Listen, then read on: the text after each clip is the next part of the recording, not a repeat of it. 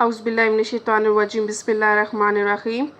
GSLS students, جماعت پنجم کی کاروان اردو کے 7ویں لیکچر میں آپ سب کو خوش آمدید۔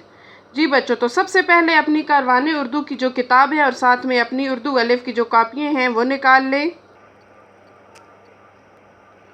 اور صفحہ نمبر 23 نکالیں۔ کل جو ہے ہم نے سرگرمی کے سوال نمبر یہ 3 کیے تھے، آج ہم اگلی سرگرمی کریں گے۔ دیکھیں، نظم غصہ کی آخری شعر کی تشریح شاعر کا حوالہ لکھ کر کیجئے۔ تو دیکھیں بچوں، آخری شعر کیا ہے؟ شرم کریں اس غصے پر پھر نہ ہوگا دل پتھر۔ جی بچوں، تو اپنی کاپیاں نکالیں۔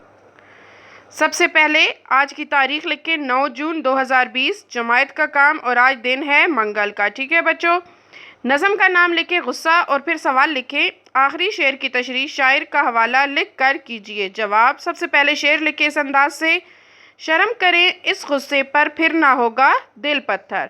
پھر نیچے لکھیں نظم کا عنوان غصہ، شاعرہ کا نام لکھنا ہے ثروت سلطانہ ثروت۔ دیکھیں، کیونکہ دیکھیں نا، شاعر کا حوالہ لکھ کر ہم نے تشریح لکھنی ہے۔ ٹھیک ہے، تو پھر آگے تشریح دیکھیں اس شعر کی تشریح۔ نظم کے اس شعر میں شاعرہ کہتی ہے کہ غصے میں انسان کی سوچنے اور سمجھنے کی صلاحیت ختم ہو جاتی ہے اور غصہ ختم ہونے پر اسے شرمندگی کا احساس ہوتا ہے۔ اگر انسان غصے کے وقت خود پر قابو رکھے تو بعد میں شرمندگی نہیں اٹھانی پڑے گی اور غصے سے بچنے کی وجہ سے اس کا دل سخت نہیں ہوگا۔ جی بچوں، آپ کے ذہن میں ہوگا اور آپ کو یاد ہونا چاہیے کہ ہم نظم غصہ کی تشریح جو ہے وہ پہلے بھی لکھ چکے ہیں، لیکن آج جو ہمارے پاس سوال تھا تشریح کا وہ کیا تھا کہ شاعر کے حوالے سے ہم نے بتانا تھا۔ ٹھیک ہے، تو ہم نے نظم کا نام سب سے پہلے لکھا، ٹھیک ہے، پھر شاعرہ کا نام لکھا اور پھر اس شعر کی تشریح کی۔ جی بچوں، ہماری سرگرمی نمبر 2 جو تھی آخری شعر کی تشریح شاعر کا حوالہ لکھ کر کیجئے، یہ ہماری مکمل ہو گئی۔ اب آگے دیکھیں صفحہ نمبر 25، وہاں پہ دیکھیں نثر نگاری ہے۔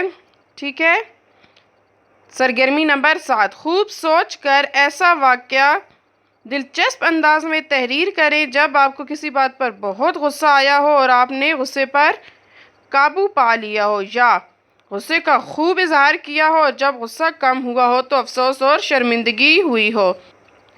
جی بچوں، تو ہم نے نثر نگاری کے انداز میں ایک واقعہ لکھنا ہے اور اسے دلچسپ انداز میں بنانا ہے۔ ٹھیک ہے، تو ہم آج کون سا واقعہ لکھیں گے؟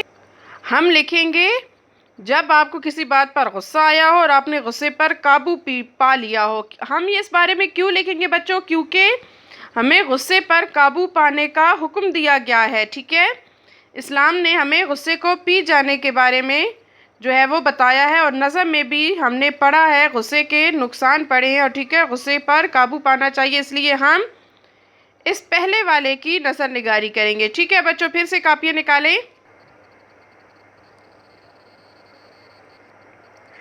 جی تو بچوں، اس کو آپ سوال اس طرح اس انداز سے لکھیں گے، کوئی ایسا دلچسپ واقعہ تحریر کرے جب آپ کو کسی بات پر بہت غصہ آیا اور آپ نے غصے پر قابو پا لیا۔ جواب، ایک بار ایسا ہوا کہ میں اسکول سے واپس گھر آئی تو امی گھر پر موجود نہیں تھیں۔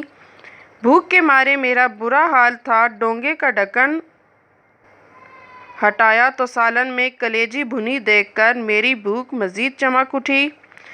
پہلا نوالہ منہ میں رکھا تو حیرت اور غصے کی انتہا نہ رہی کہ جس سالن کو میں کلیجی سمجھی وہ اصل میں بینگن بھنے ہوئے تھے۔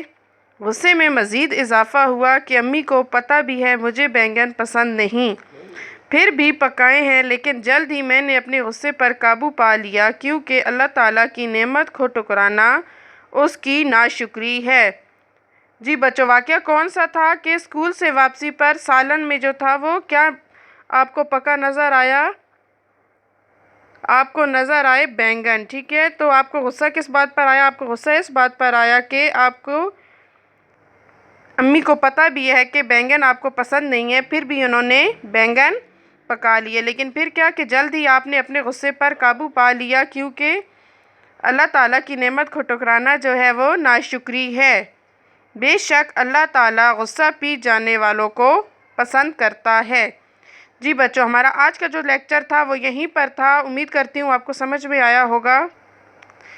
جی بچوں، اپنے کام کو بہت اچھے انداز سے اور بہت خوش خط کر کے لکھنا ہے، بہت ساری نیک دعاؤں اور تمناؤں کے ساتھ۔ اللہ حافظ۔